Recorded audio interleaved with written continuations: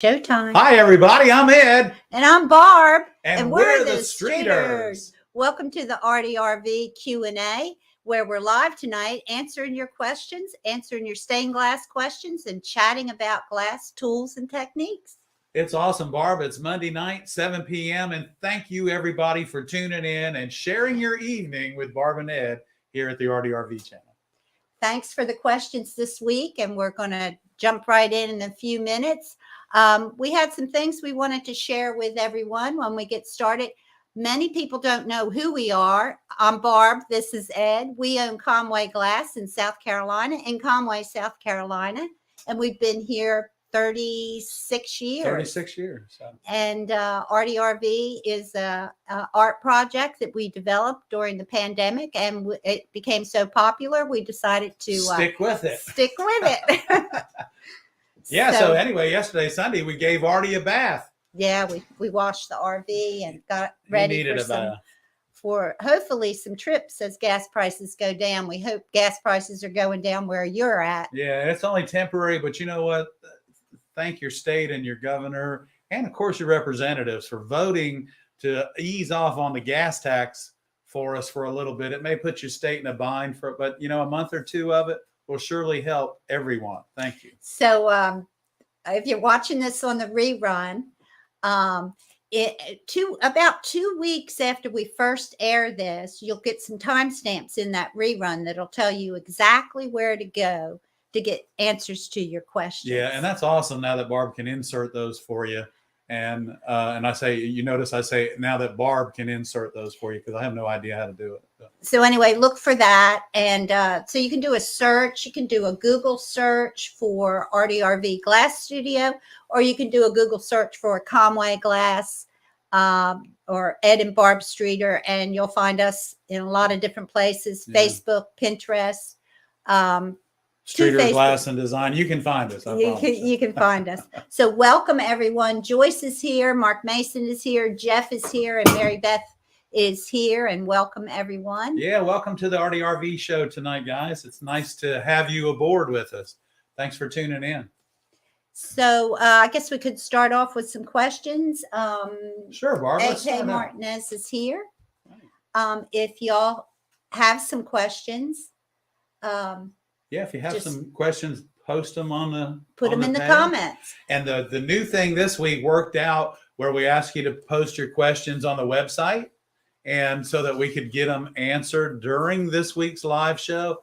It was awesome. I know some of you can't tune in during the show, but we are taking the time to answer your questions. If you sent one into Barb this week, we are taking the time to answer not only the questions online tonight, but we're taking the time to answer the questions. And hopefully we're going to answer them in depth all tonight. Julie's here. Hi. Me Mike is here. Hello, everyone. We had a question come in this week, and, you know, I've answered as many as I can, but I'm sometimes there's a lot of questions that come in. I just want to make sure that we get all of them. On the video, stained glass window installation day 2, there was a question, are they siliconed in place? No, the windows in the Live Oak are not siliconed in place, no.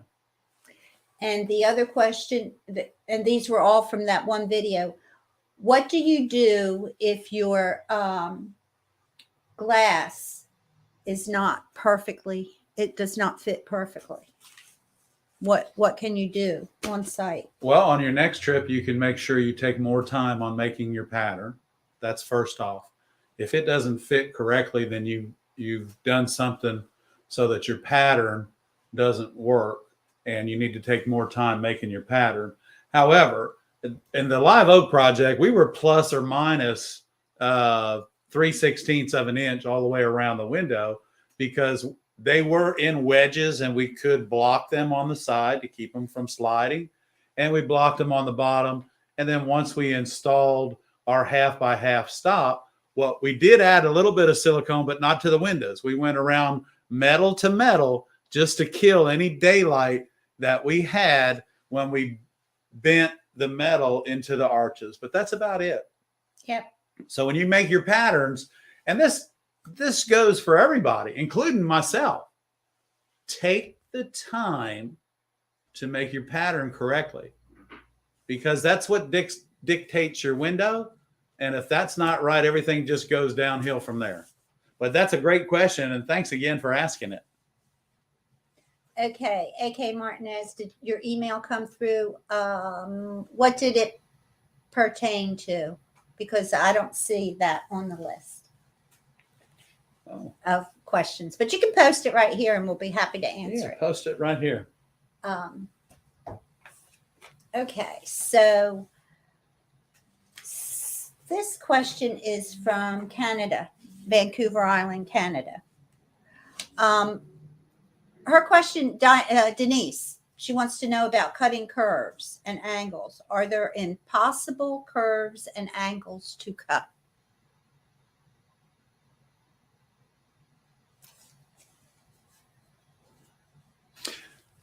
That's a pretty good question.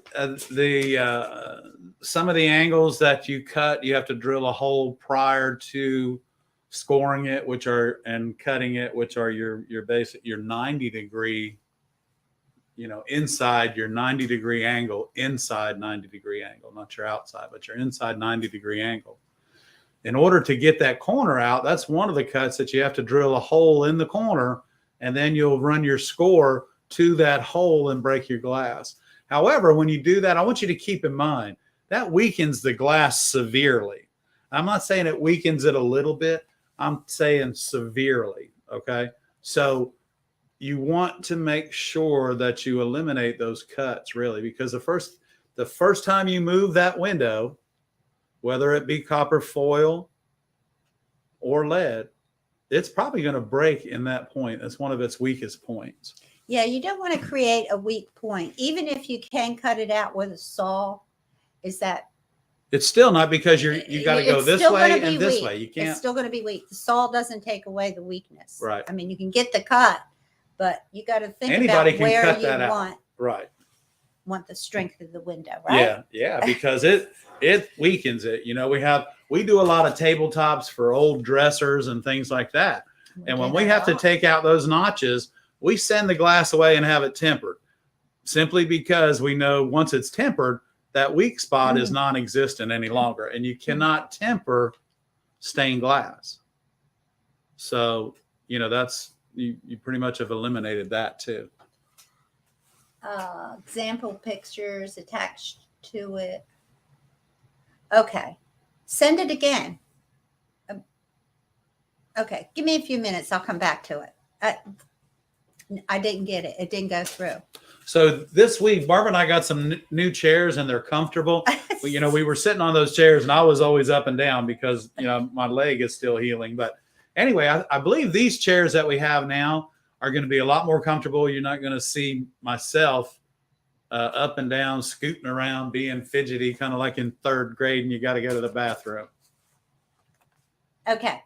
So I'm not sure, but send it to barb@conwayglass.com, and I'll look at it after the show. Okay. All right. Next question, Barb. Next question. I probably shouldn't have given my email address out, but it's getting impossible to keep it secret. Okay. Yeah, it is. I have rabbit skin glue I use for oil painting. Would that be acceptable to use? And this is how we glue chip glass. Would that be acceptable? I don't know. Well, but rabbit skin glue, is an animal hide glue, and it should be kind of a brown color. And it is a byproduct from tanning the hides on animals. So if it's rabbit glue, if it's deer glue, I guess it depends on the animal. It could be moose glue if you're living in the right part of the world. I think it's just animal hide glue. Byproduct. I did a little bit of research on it because I didn't know, and I didn't have time to ask Mr. Streeter. But as far as I could tell, yes. The rabbit hide glue may not smell as strong as the other glue. So I did research it for you. But it is an animal hide glue. Give it a whirl. You know what? It won't hurt anything. It won't hurt anything, right? You're not even going to hurt the glass. So have at it. I would try it. Just make sure it's thin.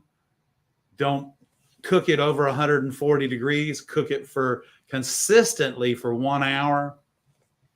Apply it to the glass nice and thin. Allow it to dry, and then get it to that 125-degree temperature for it to chip. Follow the instructions, and you shouldn't have any problem. Okay, so AK Martinez has a question about hanging options for sun catchers. He saw one artist make a butterfly and attach it to a thicker piece of wire, tinned wire, that was formed to hang, and it also had a decorative leaf beads on it. So that's awesome. Yeah. So if you can, what you want to do is, say, a butterfly, you have its body. So in order to hang it, you're going to wire it anyway, but then you're going to come back, and down in its body is where you can hang that nice hanger and bring it up and decorate it and put some nuggets around it or something like that. And, you know, every time you enhance your work like that, you can get more money for it. So yeah, make your work stand apart from others. Yeah. In that extra little touch that's. And, you know, you can run that heavier wire. Don't just stop it near the top. Run that heavier wire so that the butterfly is overlaid on it, and bring it down and curl it up and put a bead right there for it. Another bead up top. I know copper is kind of expensive, but you know what? If you get some old wiring from your recycling center, you can buy it back from them. Or if you got a buddy that's an electrician, you know, you can use heavier copper wire. Okay, I had a question come in, and I'm not sure what the answer is to it. The question was from Penny, and she said, "I just stumbled upon this site, and I've never tried making a stained glass before, but would like to. I am wondering if working with BIEELE glass is something a beginner should try." And it sounds Did you like look that up or something? I tried to look it up. Is it a manufacturer, maybe?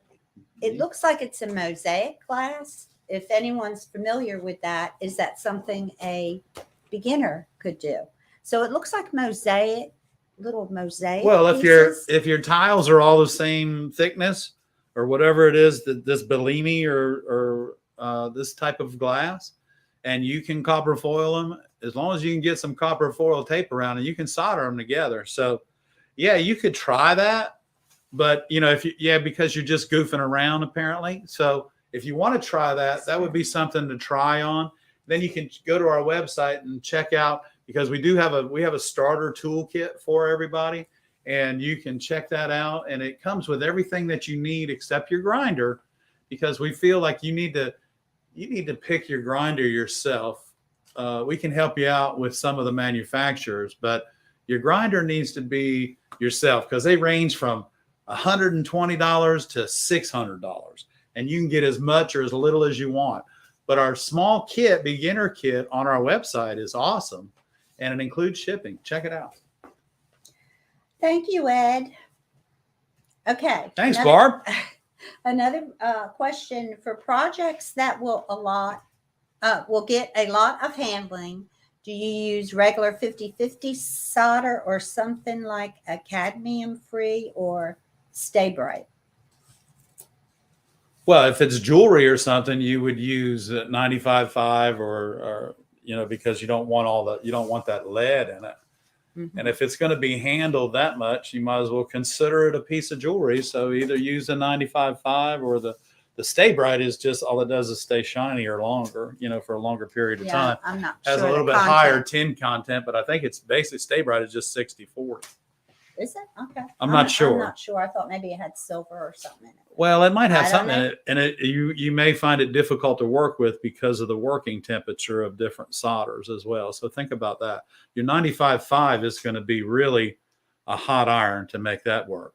Yes. But it will work. That's right. It will. And that eliminates your lead, most of your lead content anyway. But tell your customers, don't eat it. Yeah.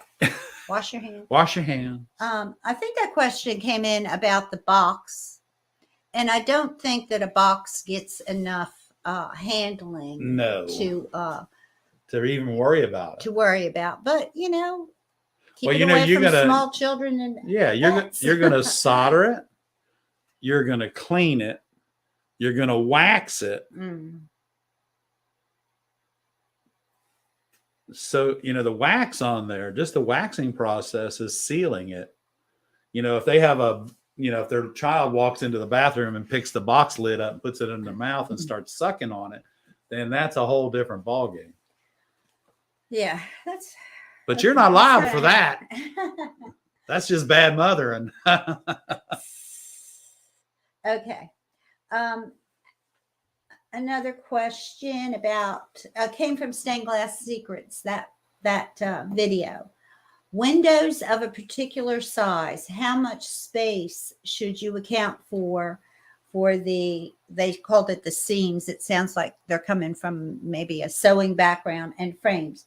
They're trying to calculate the square foot of the glass required. So, well, first of all, you're going to have waste. So what I would do, I would take your window size, 30 by 40, 32 by 42, 30, let's say 32 by 42 is 9.33 square feet. 10% more of that is going to be your waste. So now you're up to 10.33 square feet. Okay, so you're gonna have about 1.5 square feet of waste for that 9 square foot of glass.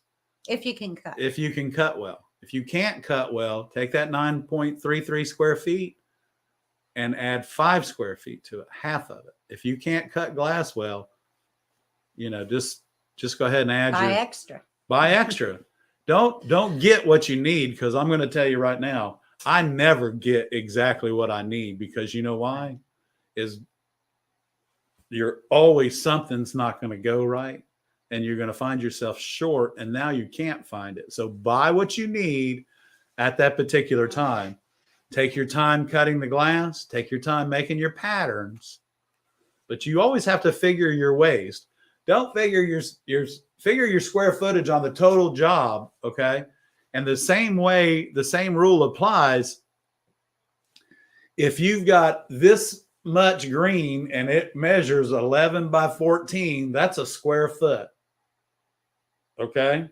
Of glass. It no matter how you divide it, it's 12, it comes out 1 square foot of glass. So then what you need to do, then you take half of that again, 0.5, and that's your waste. So now to do that 1 square foot piece of area, you're going to need 1.5 square feet of glass. That's just kind of common sense, because you know you're going to either break it wrong, or, you know, hey, sometimes it's the glass fault. Sometimes it's going in the wrong direction. Yeah. And you're like, oh. Yeah, you lay it down on the light box and you forget to turn it halfway around, and it's running in the wrong direction. Things can happen. Yeah. There's things that can happen, but you don't need to worry about. Well, again, if this section's orange, but you don't need to worry about a piece of glass this big and how many square feet of that you're going to need. Just buy a 12 by 12 of that color, and then you have it. Right. Okay. You're going to be buying by the square foot. Period. Nobody's going to sell you anything less than a 12 by 12. So if you need a piece of orange that big, you're going to be buying at least a square foot of which orange. Is going to run an orange about $18. Yeah. So the first thing you need to do, though, is draw your window. Draw the outline of your window. Take the measurement in inches. And then divide it. Divide it by 144. Right. Get your square footage and do his math. And then you'll calculate it. But anyway, it's not difficult. And there's programs out there that'll tell you exactly what you need. And I'm sorry, but I'm old school, but I'm learning something new. Or you use that Glass Eye program, or what is the one you're looking at? The Rapid Resizer. So if you're a newbie, Rapid Resizer will tell you exactly how much square footage you're going to need for each. And they'll give you a free trial for 30 days. You just have to put your credit card in. and then you have to remember to opt out. So yeah, so we're looking at those two right now, and But you know what? Those things, all of those things are important that you're talking about as far as how much glass. I know you don't want to have a lot of waste, okay? And you don't want to start a super duper collection.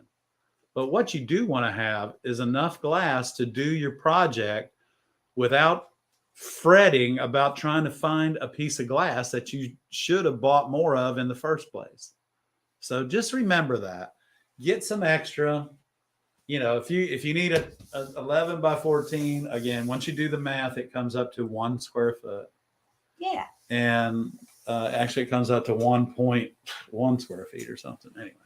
Anyway, just do just do the math and don't worry about what little bit of waste you're going to have. Okay, if that's $6 is a lot, but you're not going to use all of it, so you're going to have some of it left over, so you can make it up on the next on the next job, or keep in mind what you have in inventory and sell your jobs like that if that's what you want. Okay, so Mimi's here, Ray's here, Christy's here. Have I missed anyone? I saw Julie was here. Hello, everyone. It's good to see you. Hey, everybody. Sylvia. Happy Monday. Okay, I think I said hello to everyone. It's good to see everyone, and we thank you so much for coming out. Tuning in. Yeah, it's very exciting to see everybody come back every week, It really highlights our whole entire week and helps us focus. And focus. Yeah, so we got some great things coming up. We have new projects coming up that we'll be sharing with you. Right. Just new stained glass projects, things that we absolutely have to do. So I can tell you about those. Yeah, we got a lot of stuff coming up. Yeah. So we spent the day today meeting with a client and taking photos. So so we have to go back, take more photos, and design something and it's something like we've never done before, and it's awesome, and we cannot wait to share the project with you here over the next few months. So. Okay, so it's another big project like Brookgreen, only bigger. So and you know what? Almost the same amount of people will see the project. So that's good. Yeah, every year, almost the same amount of people. So we had a newbie question. Hey. Someone that is brand new. Okay. James is having trouble getting a good score line. He's having to use both hands to get enough pressure. Oh, James. Do we want to do a demo on that? Well, Barb, we could do a demo, and I've got a couple things that I pulled out of my toolbox to share with James. But you know what? We're not just going to share them with James. We're going to share them with everybody that's on board tonight, because some of you may have a question, and you know how I am a stickler for learning how to cut glass correctly. And I really am, y'all. And I think that comes from people that I've worked with in the past. And it's very imperative that you learn how to cut this product. Okay. And so what I want to do is, I guess, are we going to our glass demo, Barb? I think you should go to the glass demo, yes. All right. Well, y'all get ready. We're going to talk about some glass cutters. And I think Barb's got the cameras. Oh, there we go. You might have to move that. I'm going to move it over just a little bit. There you go. There we go. Okay. And let me get you. So I have a couple things that I'm going to share with you. And one of these here isn't a... that needs to go back just a little bit. Right there. Okay. Okay. Here we go. Sorry about that, guys. Anyway. So one of these things on this piece of glass is not a glass cutter. And that will get removed. That's my Sharpie. But I want to share this with you. Jim, is that who we're really kind of... This is James. James. He's brand new. It's Ed here, and I'm glad to have you on board with you. And I'm hoping that you're watching tonight. And if this helps you out, give us a thumbs up, because Ray's in charge of thumbs up. And also, don't forget, well, the thumb is our favorite finger. So anyway, I'm going to share a little something with you. apparently this is the style glass cutter that you're using. And if it's requiring you to put a lot of pressure on it, I'm not sure that, anyway, I'd like you to maybe send us a video of you cutting glass, because I'd like to see it. If you have to put both hands on it like this, let me move this up. If you're putting your hands on it like this, you know, to get some pressure on it. Are you standing? And I'm not standing up yet because I'm not cutting glass, but I'm going to tell you right now, when you're cutting glass, you need to stand up. So ready? On my own words, I'm standing up. Okay. Might take them a minute. Might take a second, but I'm standing up so everybody can see my hands. Barbara can tell me what we're doing. Okay. But this is my pencil grip glass cutter. This is my personal glass cutter. I use this cutter every day. I use it on tabletops, stained glass, window glass, and also everything else. This is my personal glass cutter. Another glass cutter, James, and this may be the one for you, okay? But actually, both of these are ergonomically designed for people that have a arthritis in their wrist, maybe have some sort of tendonitis, maybe what do you call that, Barb? The carpal tunnel. Right. Those things are the people that designed these two glass cutters had exactly those problems. Mm-hmm. So we're going to share the first one with you. This is the pistol grip glass cutter. Now you see all these little grooves here? This is for your hand. Just like that. Those 4 fingers. Can you see that, Barb? Is it good? Those 4 fingers go right there. Now, when you go to cut glass, your index finger needs to go right here. Just like that. So now your thumb, we good? Yeah, you're good. Your thumb, and I keep asking Barb because I'm moving around and I'm standing up, I can't see anything. So my thumb goes on top. My index finger goes on the side of the glass cutter. And we're going to give this a try. And I hope, James, that you heard that. Turn the volume up. Here we go. And I am not putting any pressure on this whatsoever. Okay, so that is our pistol grip cutter. Now, we have these in stock. You give us a call or order one online, and we'll be happy to get it out to you. So I'm going to take my running pliers here, and we're just going to run that. Bring your running pliers up. There you go. There we go. I'm going to run my running pliers. And you see even Ed put a line on the top of his running pliers. You know what that's called? I call that idiot proof it. So anyway, that's that. Now I want to share with you guys. This is the Toyo Custom Palm Cutter. This cutter is going to run you about $36. This cutter is going to run you about $32. But James, let me show you this, buddy. You see how that fits? Right there, just like that. And that hunk of meat right there, you very seldom lose control there because your forearm right here, okay, your forearm is controlling that.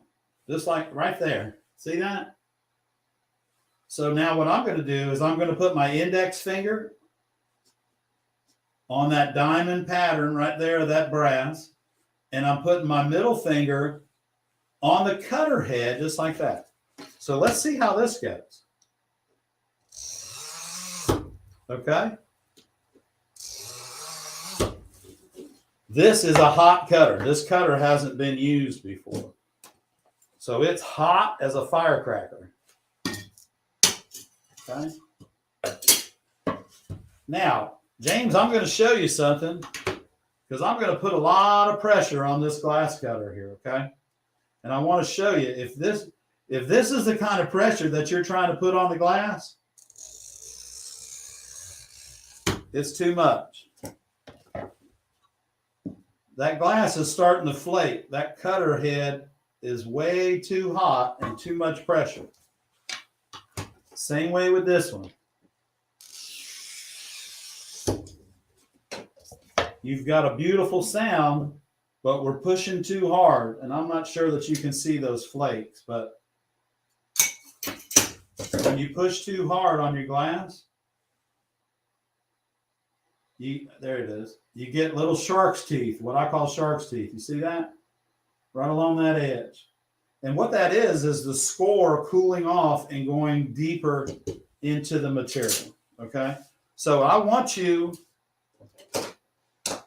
James, try either one of these glass cutters. Go down to your local hobby stained glass store and see if they'll let you try this out.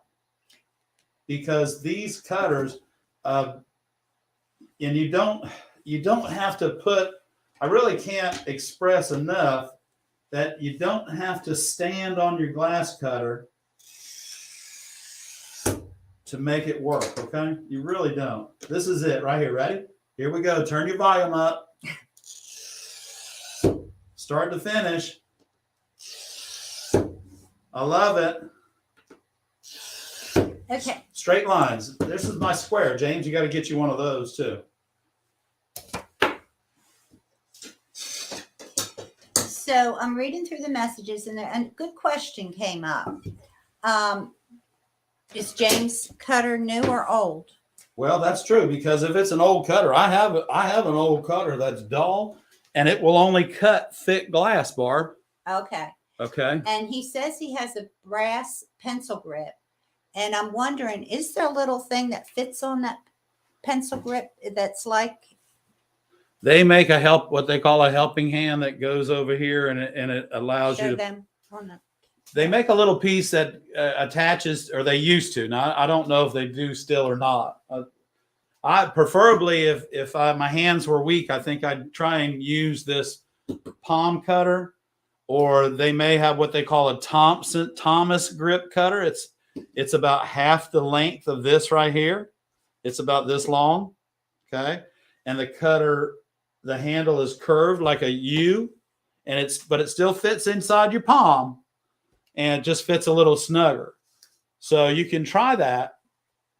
But if your cutter's old.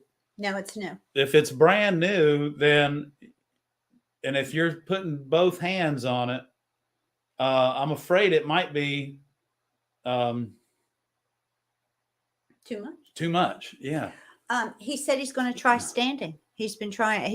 Oh, James, stand up, man. Get above it. And look at what you're doing, because I'm going to show everybody now that is my little pet peeve is cutting.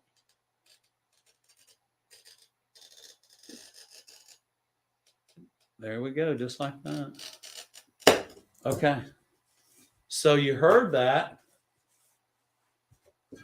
Now we're going to come over. Now everybody knows when you cut. We're going to put this right here so you can see it. When you cut a straight line, okay, unless you use a square, it looks like that. It's definitely not straight, okay? Because, the hardest cut to make with your glass cutter is a straight line without a straight edge. So we're going to do this again. I'm going to show you. Straight lines, you pull, and y'all, I'm sorry if this is a little bit redundant to some of you, but you know what? We also have learners and beginners coming in, and you know what? Everybody can use a glass cutting lesson, I think. Okay, and we need to talk about the oil reservoir too.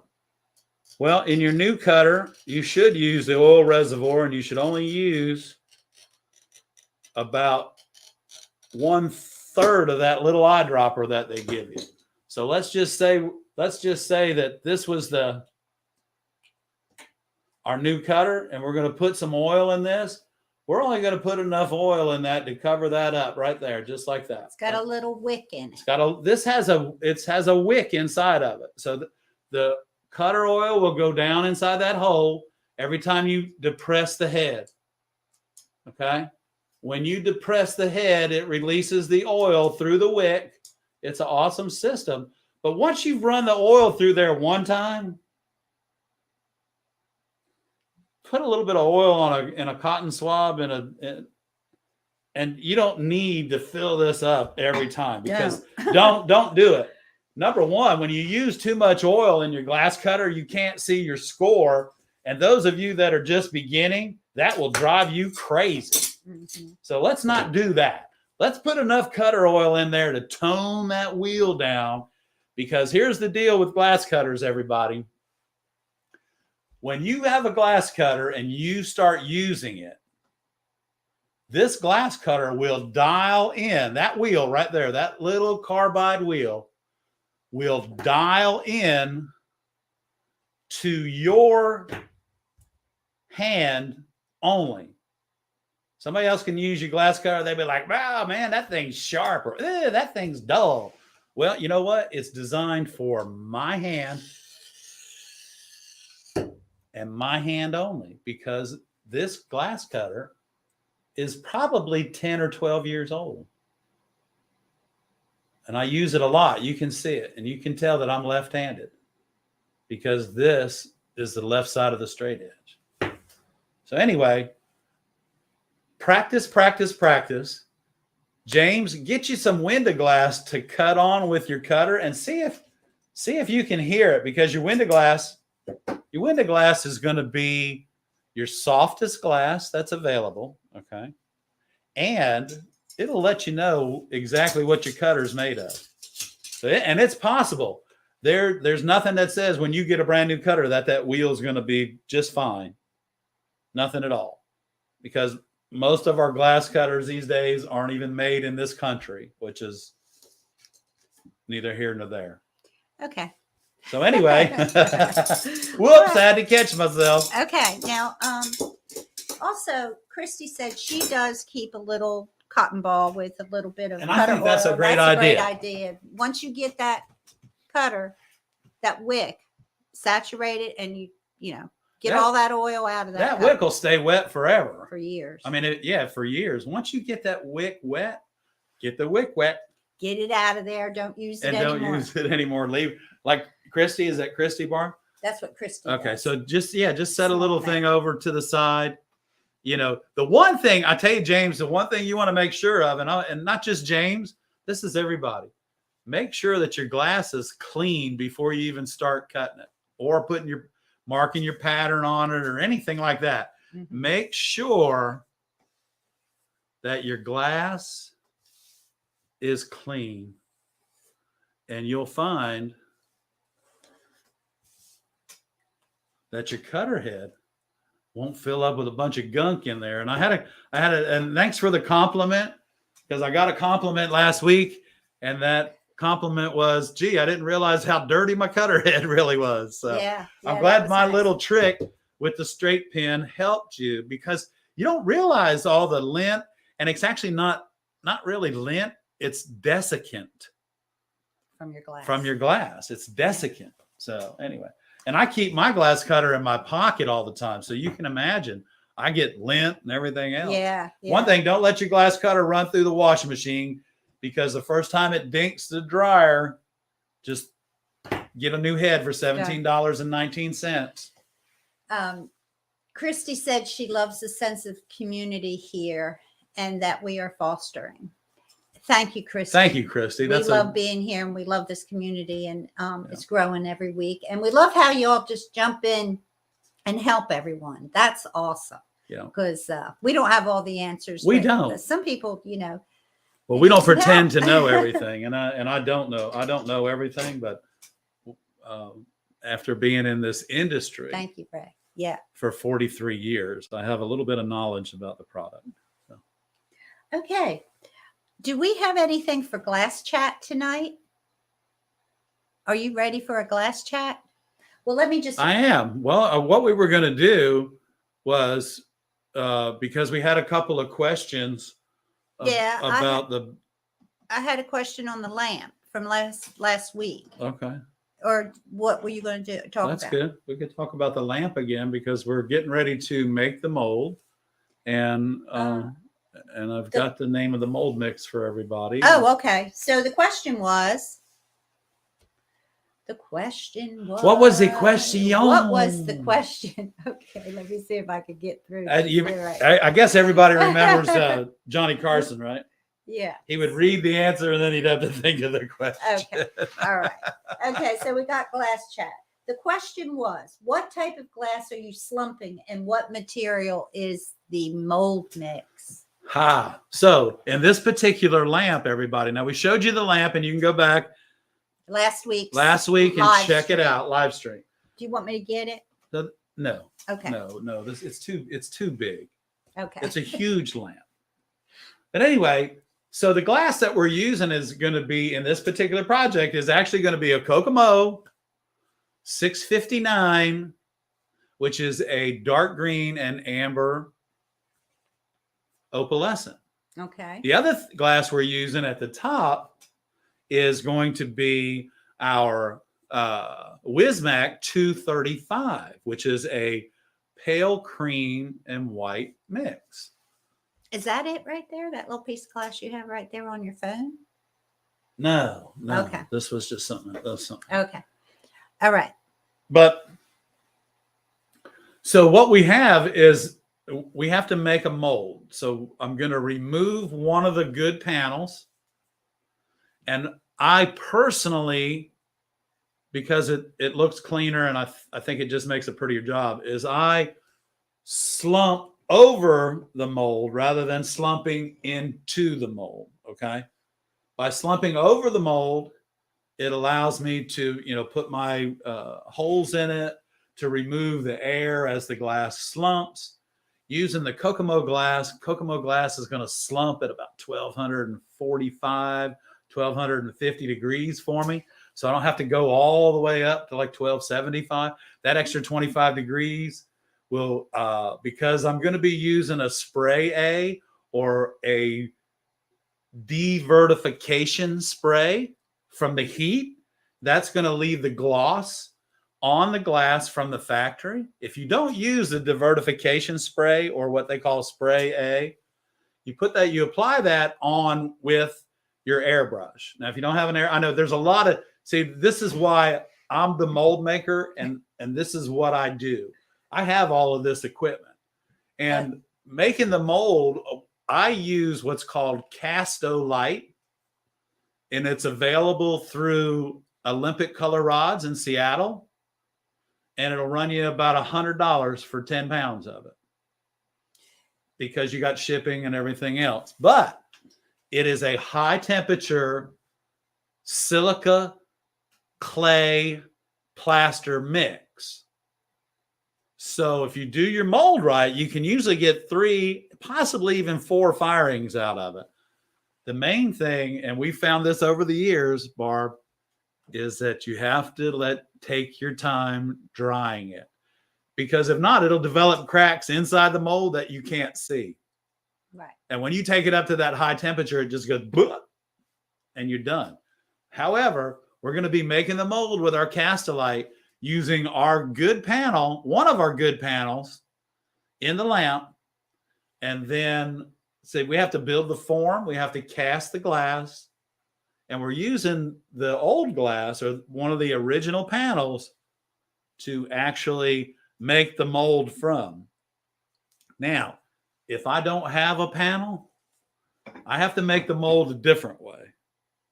I start out with a block of that same material, but then I put it on the saw and cut it. And I make my radius through a piece of plywood on the outside. So that gives me a radius that I can kind of like they do plaster moldings and ceilings. You start out with a square, but then you have this and you just drag it across and it makes it. So the type of glass that you're slumping is a regular Wismac glass. It's a regular Kokomo glass, yeah. A regular Kokomo glass. Yeah. And the glass is 1/8 of an inch thick. Right. And it's not fused or anything like that. It's just slumped. Slumped means it's only folded to fit the mold. That's it. So we don't have to worry about it fitting with another glass, or is it fusible? Is it not fusible? That doesn't matter. We just need to know the slumping temperature. And we'll run a test. Yeah, we'll run a test. We'll figure out the slumping temperature. Because the worst thing you can do is overfire the glass. And it's much easier to take a strip like this, say a strip like this, just a little 1 or 1.5 inch strip, and put it in there and lay it on the mold. And when it slumps over the mold, document that. And now you're good. Right. And so we could make a mold where we would slump it into, but we want to make if it were a different kind of lamp. Right. But we want to make a mold that we can put spray A on the outside so it remains shiny.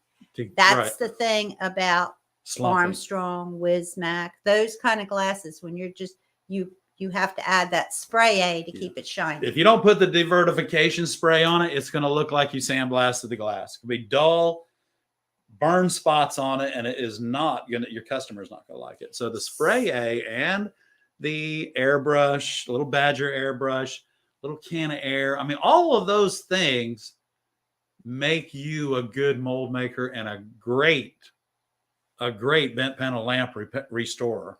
Yeah, so that's a very, very niche specialty. Right. You can make that part of your portfolio. Yeah, this is what you do. Eventually be calling you. We've done lamps for 30 years, and so people know us for that. Well, and our customer today said, you know what, it wasn't a problem waiting on us for 5 months. Because he knew that we were finishing up a project, number one. Mm-hmm. Number two, he knew that I was having hip surgery because we spoke in December. Right. And he knew, you know what else he knew? He knew I was going to call him as soon as I got better. Magali's here and Cynthia from Lancaster's here. Great. So we've got people from all over the country here, and we're so glad to see everyone. It's a beautiful all night. The orders are going out tomorrow. So if you placed an order in the last week, it's going out tomorrow. We got kind of overwhelmed with things. We got new hats coming in. We're getting black hats and turquoise. Turquoise, or is it aqua? Anyway, pretty, real cute little hat. We're getting pretty some new hats. We're trying to get aprons, and we have. I think our dark blue aprons are coming in too. I don't know. Christy wants to know how you learn that technique of mold making. You know what?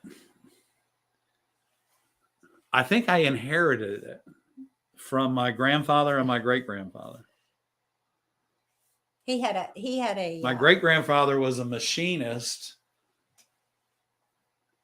and made the molds to bend the skins for the atom bomb. I don't know if that makes any sense to y'all. That was a very long time ago. He had an interest in mold making, and he taught himself. Right. And my grandfather was a mold maker for Bethlehem Steel for 45 years. He made the molds for the parts that they cast. That's cool, huh? So that's really cool. And I had no idea. I mean, I knew that he did that, but I had an interest. Making molds for lamps became a necessity out of a necessity of having work to do. Mm-hmm. So yeah, Barbara was right. I did. I taught myself how to do it. And there was a lot of variables in the beginning, just like with a lot of things that we've done over the years. Yeah, but you know what? I learned how to do it, and I weeded out all the bad mold material.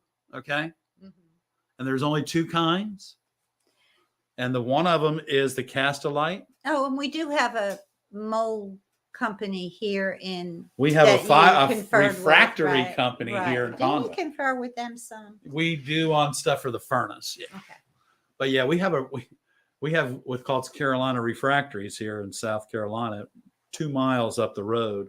And these guys build furnaces all over the world for melting glass and melting steel. So. Okay. So, Julie's here. Hey. And I told you Magali's here. Yeah. And so we have a question from Magali. Is there a right or wrong way to foil a piece of glass? Well, the right way is to have an even amount of foil on either side and the foil centered on the glass. Clean glass. Clean glass. That would be the right way to foil No it. fingerprints on your copper foil. Oh no. Yeah. And you know what? I don't know if y'all have noticed, but when you take and when you're copper foil and you get the oil from your skin on the copper foil the next morning where you touched it with your skin is green. It oxidizes that fast overnight. But there's the way you foil is the way you cut glass.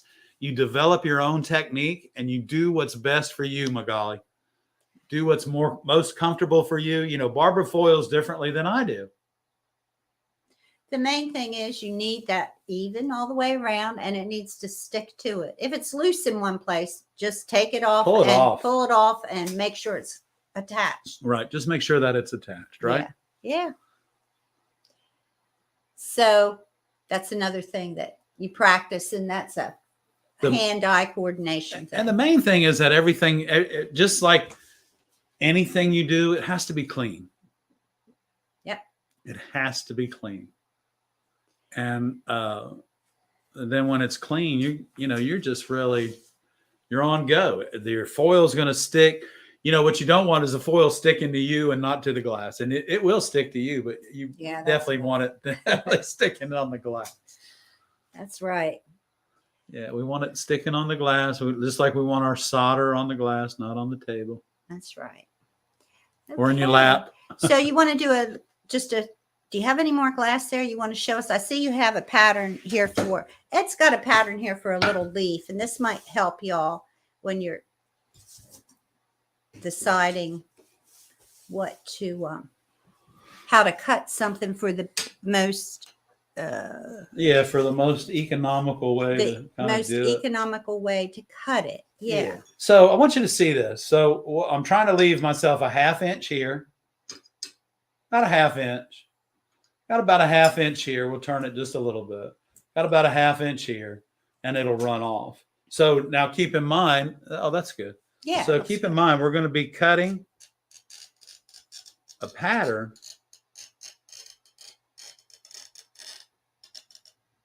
Okay. Off like that.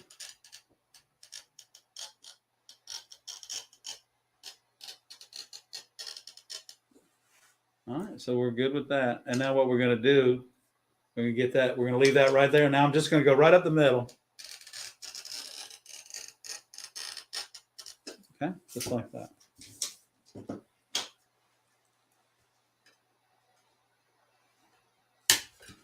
Right up the middle.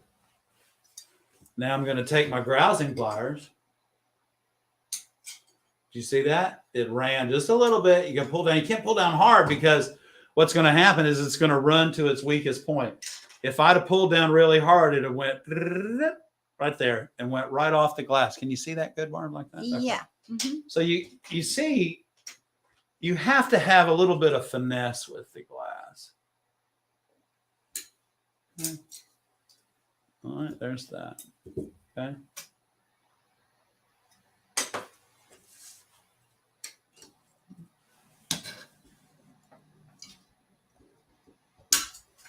Okay. So there's that. Now, if I take my time and grind this correctly, okay, take my time, grind that correctly, it'll be fine. And then once I put it together like this, and then I would take some wire and overlay my wire right there like that on both sides, and it would just look really awesome, just like a leaf. But pattern cutting, you're pushing. Straight line cutting, you're pulling. What do you think, Barb? I like it. I like it. So you could cut those other two pieces, or you could cut them out. Or the other thing is, like I could cut that out just like that. Okay. Because there's that piece. You with me? Yeah. I'm with we could cut that out. Okay. Just like that. Okay. Now you're going to find that we're at a point right here, and we're at a point up here. So there's something's going to have to give. Okay. And it's going to be one of the points. But I'm trying just to pop it down. There we go. Just a little bit. Okay.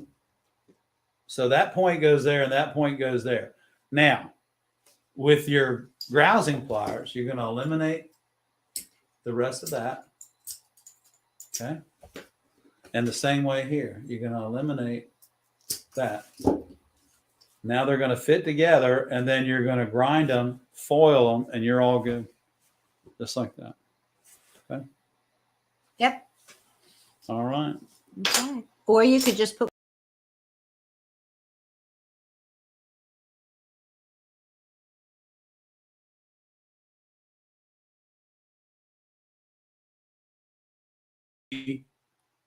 You know, you want to be different, so you know, do things to your work that either other people aren't doing, and start a trend, which might be cool. Yeah. You know, I always think trends are cool anyway. So. Yeah. So. But yeah, that's awesome. So we had a lot of questions tonight. Had a lot of participation. It's awesome, and I'm glad everybody tuned in tonight. Ray says his wife works for a refractory company called Harbison Walker there in Pittsburgh. How about that? That's Yeah. cool. They would need refractory in Pittsburgh, especially back in the day when all the steel mills were popping up there. Yeah, you probably have people there that know about mold making. Yeah, and anywhere in the northeast is you know, furnaces are abundant, and that refractory industry must be really something.